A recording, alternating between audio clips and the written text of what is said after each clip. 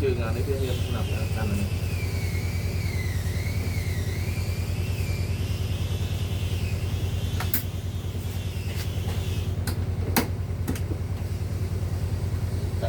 ไม่เล่นกันเลยน่าดี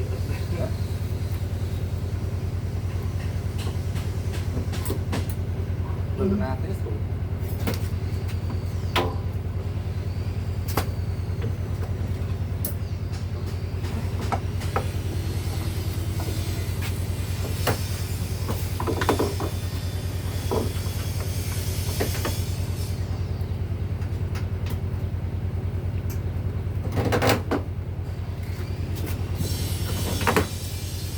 เลิกกันนาน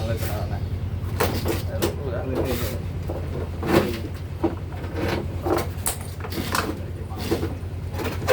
ี่จะไปวัดตัวสักขนาดเนี่ยจับเชือก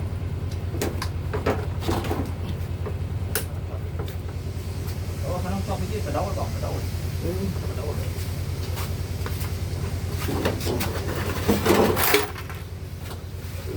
บนเปิด บนตรงต้นอ่ะ อะไรไปพุ่ม